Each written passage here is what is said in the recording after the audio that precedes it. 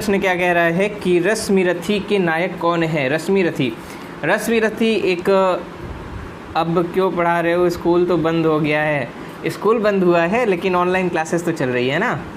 चलिए तो देखिए, रश्मिरथी का अर्थ, रश्मिरथी एक हिसाब से अगर देखा जाए तो उसको हम लोग कर्ण को ही रश्मिरथी भी कहा जाता है। जी नमस्कार। महात्मा गांधी को नहीं, यहाँ पे इनके नायक जो हैं कर्ण है, ठीक है। तो रश्मिरथी के नायक कौन है, कर्ण है। और जो बेसिकली कहानी है ये महात्मा गांधी को मद्देनज़र रखते हुए ऐसा कहा गया था, ठीक है। महात्मा गांधी है नहीं लेकिन कर्ण है इसके नायक, याद रखना है। आगे देखिएगा, जो कर्ण की कुछ कहानी है इसमें बताई गई है उस विषय में, जो कर्ण के साथ जितना आपको लोग जानते हैं कि जिस राज से बहुत ज़्यादा न्याय हुआ था और बहुत अन्याय हुआ था, तो बहुत सारी चीज़ें देखते हुए आगे देखिएगा। पृथ्वीराज रासो किस काल की रचना है। तो पृथ्वीराज रासो, जब भी मैं पृथ्वीराज रासो जब सुनता हूँ तो इसमें मुझे एक जो इसका एक चौपाई है या जो एक इसका भाग है मुझे याद आता है कि 4 बांस 24 गज अंगुल अष्ट प्रमाण ता ऊपर सुल्तान है मत चूके चौहान। तो ये जो वीर रस से भरी ये जो पंक्तियाँ हैं वो बहुत ही ज़्यादा एकदम मतलब रोंगटे खड़े कर देने वाली पंक्तियाँ होती है ना। तो ये हमारी आदिकाल की रचना है जिसको चंद्रबरदाई जी ने लिखा था, है ना। आगे देखिएगा, आला के रचयिता का नाम क्या है, जल्दी से बताइएगा। साहिबा बानू जी प्लीज़ रिप्लाई हिंदी पेडागोजी की क्लास। ओके, हिंदी पेडागोजी आप लोगों के लिए पेडागोजी की क्लासेस एकदम लग रही है। बाकी 8 बजे आप लोगों को बाल विकास मिलती है और हिंदी पेडागोजी भी आप लोगों को आने वाली है ना, बहुत जल्दी आएगी, डोंट वरी, ठीक है। तो इसके रचयिता कौन है, आला कांड। तो देखिए जो आला खंड है इसके रचयिता या इसको किसने रचित किया था, तो इसके रचयिता है जगनीक, ठीक है। आला किसके, इसको किसने रचा है, इसको जगनीक का है। अगर बफरिंग करेगा तो एक बार रिफ्रेश कर लीजिए, ठीक है। अगर बफरिंग कर रहा है तो एक बार रिफ्रेश कर लेंगे तो सही हो जाएगा। चलिए आगे देखिएगा, साकेत का या साकेत के रचनाकार, साकेत आप लोग जानते हैं एक महाकाव्य है और इसके लिखने के बाद एक इनको महाकवि या राष्ट्र कवि की उपाधि भी दी गई थी, तो वो थे हमारे मैथिली शरण गुप्त जी। तो साकेत के रचनाकार कौन है, मैथिली शरण गुप्त जी, ठीक है। और साकेत की अगर नायिका बोला जाए तो साकेत की नायिका कौन है बताइएगा। आप लोगों में से कितने लोगों को पता है साकेत की नायिका, क्योंकि स्त्री पर है लिखा गया है। और साकेत की नायिका कौन है, बिल्कुल उर्मिला, ठीक है। लक्ष्मण जी की पत्नी उर्मिला, उन पर लिखा गया था साकेत। आगे देखिएगा, इनमें से बताना है गलत युग में बताना, इनमें से गलत कौन सा है। साकेत आपकी मैथिली शरण गुप्त की ठीक है, कामायनी जयशंकर प्रसाद की ठीक है, गोदान प्रेमचंद्र जी की ठीक है, रंगभूमि महादेवी वर्मा जी की नहीं है। रंगभूमि किसकी रचना है जल्दी बताइएगा, फास्ट कमेंट करिएगा। रंगभूमि किसकी है, यहाँ पे आपका ऑप्शन नंबर सी सही हो जाएगा, मतलब सी आपका बस मिलान सही नहीं है इसलिए आपका सी सही हो जाएगा।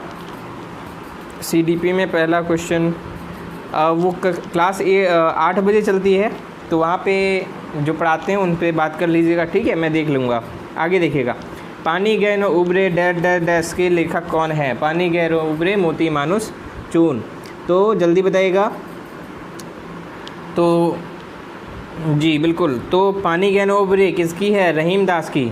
रहीमन पानी राखिए बिन पानी सब सून, पानी गए न उबरे मोती मानुष चून, ठीक है।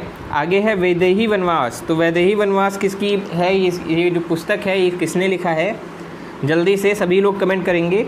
तो वैदेही वनवास जो लिखा है वो लिखा है अयोध्या सिंह उपाध्याय हरिऔध ने, ठीक है। किसने लिखा है, अयोध्या सिंह उपाध्याय हरिऔध। आगे देखिएगा, हिंदी का स्वर्ण युग किस काल को कहा जाता है। देखिए स्वर्ण युग उसी को कहा जाएगा जहाँ पर पूरी तरीके से क्या हो, भक्ति हो, सूफी अंदाज हो, ठीक है।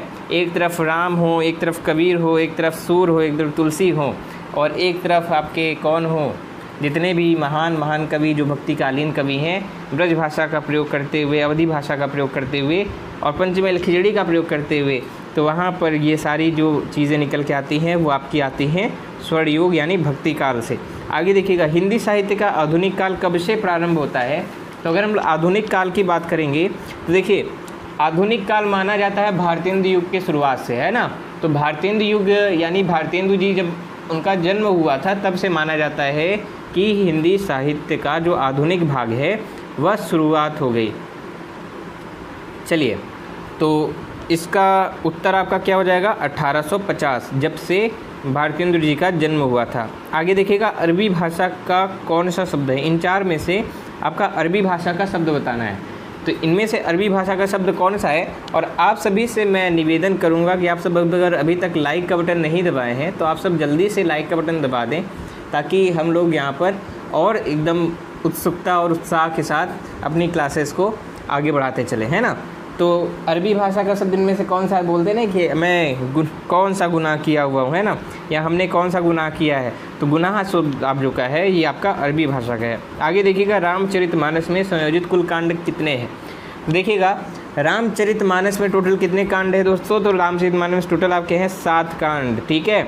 बाल कांड से शुरू होकर उत्तर कांड पे समाप्त होता है, इसको कहते हैं रामचरितमानस, ठीक है। तो ये आपके 7 कांड होते हैं टोटल। प्रश्न क्या बनता है? रामचरितमानस से संबंधित एक ये प्रश्न बन गया कि कितने कांड होते हैं। दूसरा क्या होता है, किस भाषा में लिखी गई है?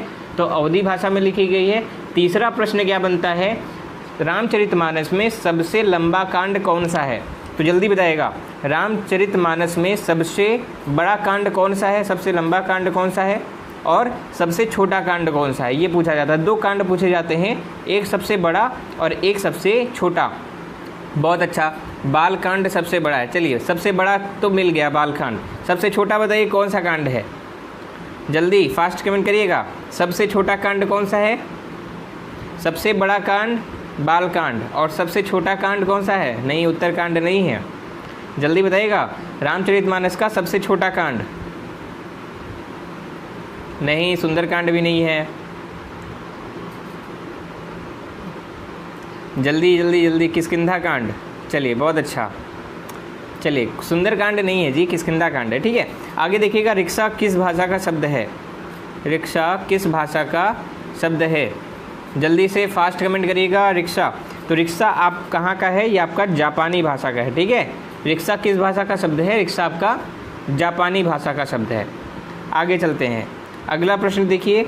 अगला हमारा क्या है, नीचे दिए गए शब्द में देशज शब्द छांटना, आपको बताना इनमें से देशज शब्द कौन सा है।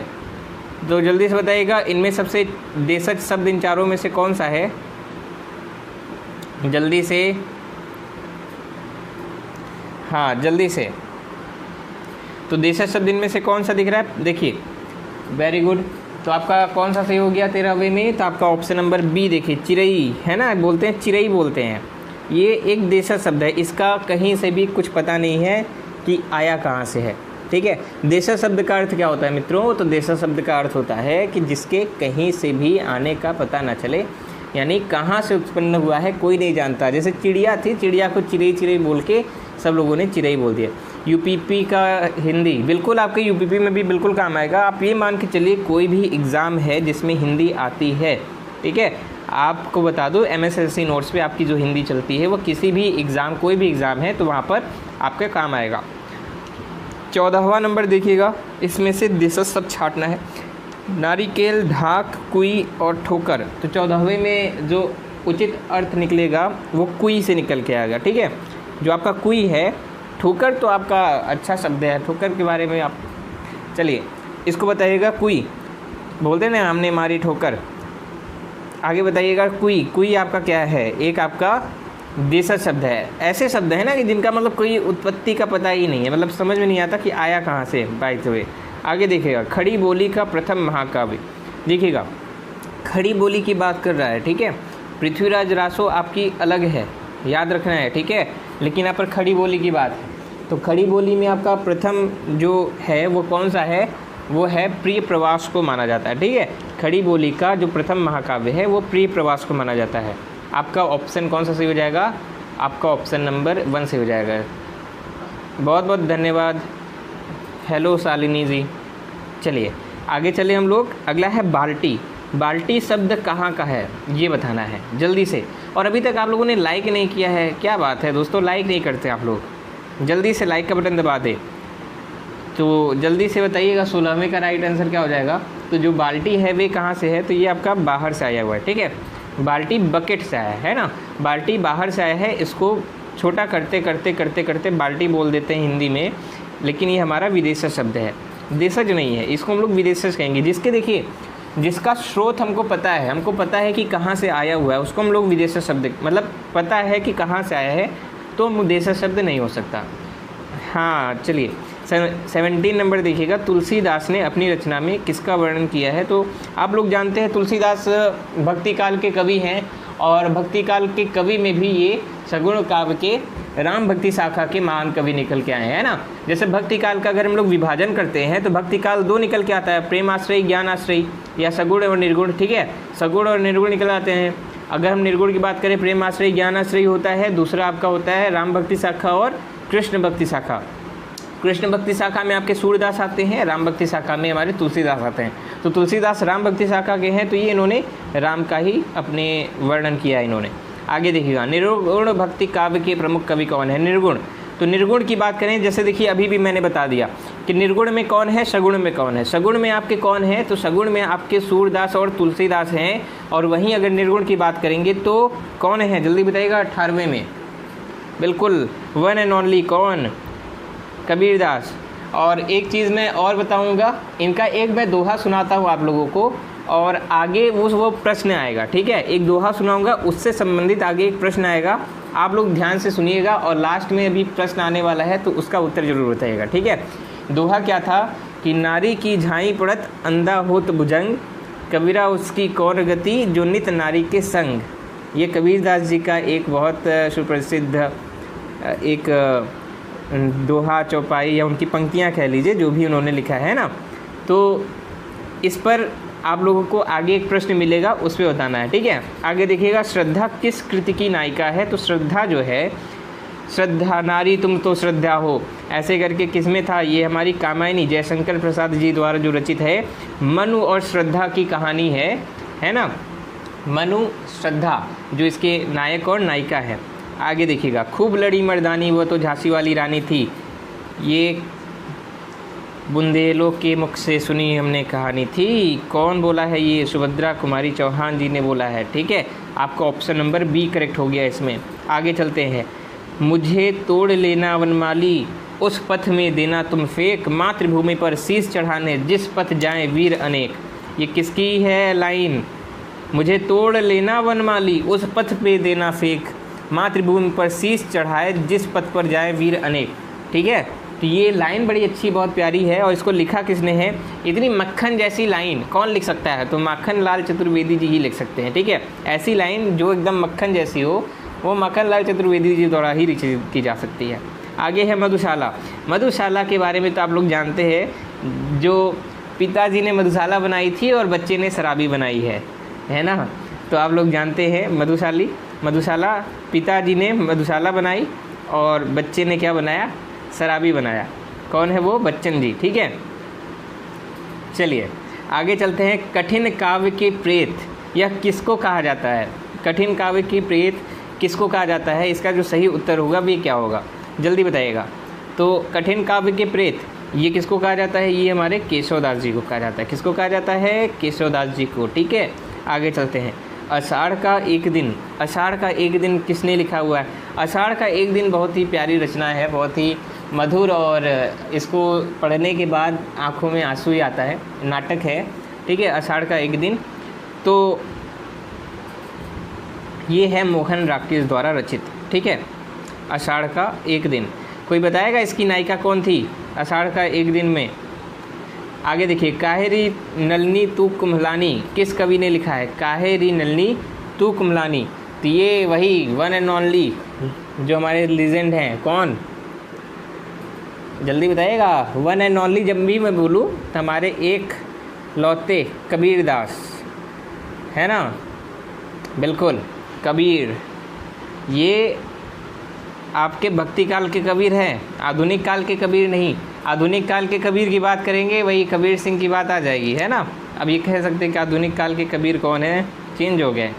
आगे देखिएगा, गबन के रचनाकार कौन है। गबन, तो गबन के बारे में तो आप लोग जानते हैं कि गबन आपका विश्व प्रसिद्ध उपन्यास है, किसके द्वारा लिखा गया है, मुंशी प्रेमचंद्र द्वारा जी लिखा गया है। गबन बहुत ही अच्छी रचना है, बहुत ही प्यारी रचना है ना। आगे देखते हैं, उसने कहा था, किसने कहा था भाई, उसने कहा था, ये किसकी रचना है, ये गुलेरी जी की रचना है, ठीक है। उसने कहा था किसकी रचना है ये? गुलेरी जी की रचना है। ये क्या है? इसको क्या कहा जाता है? इसको क्या माना जाता है? जो उसने कहा था ये माना जाता है कि ये एक खंड काव्य है। क्या माना जाता है? इसको हम लोग खंड काव्य मान लेते हैं, ठीक है। उपन्यास नहीं मानते हैं, उपन्यास मानना इतना उचित नहीं होता है, इस वजह से इसको उपन्यास नहीं माना जाता है। कहीं कहीं आपको कहानी मिलेगा, कहीं कहीं खंड काव्य मिलेगा, इस वजह से क्योंकि इसमें कुछ चीज़ें ऐसी हैं जो पूरी तरीके से आपका गद्य को फॉलो नहीं करती हैं, इसलिए इसको कहा जाता है, कहीं कहीं खंड काव्य कहा जाता है, लेकिन कहानी भी इसको माना जा सकता है ना। चलिए आगे, निबंध नहीं है। आगे देखिएगा, द्विवेदी युगीन रचना जय भारत के रचनाकार कौन है? जय भारत, तो जय भारत किसने लिखा है? ये द्विवेदी काल की है, महावीर प्रसाद द्विवेदी जी जिसके क्या थे? प्रणेता थे। तो किसने लिखा है? तो ये हमारे वही साकेत के रचयिता मैथिली शरण गुप्त जी, इन्होंने लिखा जय भारत, ठीक है। बीएड की हिंदी क्लास शुरू करा दीजिए। मैंने क्या बोला है, आप लोग ध्यान से सुनते हैं नहीं है कि हिंदी किसी भी एग्ज़ाम में अगर आती है तो हम लोग जितने भी क्वेश्चंस प्रैक्टिस करा रहे हैं आपके सभी एग्ज़ाम में काम आते हैं, ठीक है। तो उसके लिए बिल्कुल टेंशन नहीं लेना आपको। आगे देखिएगा, कबीर ने समाज सुधार के अंतर्गत किसका उपदेश नहीं दिया है? आगे आपका प्रश्न, मैंने आपको शुरुआत में कबीरदास की कुछ पंक्तियाँ, 2 पंक्तियाँ सुनाई थी, उसका संबंध इसी प्रश्न से है, ठीक है। मैंने आपको शुरुआत में कबीरदास की एक पंक्ति सुनाई थी, उसका संबंध इससे है। कबीर ने समाज सुधार के अंतर्गत किसका उपदेश नहीं दिया है? मूर्ति पूजा का विरोध किया है, जाति प्रथा का खंडन किया है, हिंदू मुस्लिम पाखंड पर किया ही हुआ है ना। किया किस पर नहीं है? स्त्री पुरुष की समानता इन्होंने नहीं बोली है। क्यों? मैंने क्या बोला कि नारी की झाई पड़त अंधा हो तो भुजंग, और कबीरा उसकी कौन गति जो नित नारी के संग। इसका मतलब क्या समझ में आ रहा है? इसका मतलब सीधे सीधे ये नारी को, हाँ समझ लीजिए कि क्या बता रहे हैं ना, इन्होंने ये माना है। क्यों ऐसा क्यों कहा है कबीरदास? क्योंकि ये नाथ संप्रदाय थे। नाथ संप्रदाय का मतलब समझ रहे हैं? इस समय जो हमारे योगी आदित्यनाथ जी हैं जिस संप्रदाय से, उसी संप्रदाय के कबीरदास जी थे, याद रखना है, ठीक है। नाथ संप्रदाय, जिस संप्रदाय से योगी आदित्यनाथ जी हैं, गोरखनाथ जी थे, उसी से कौन है? उसी से कबीरदास भी निकले थे, ठीक है। गगना पगना दोनों विनसे कहाँ गया जोग तुम्हारा, ये था।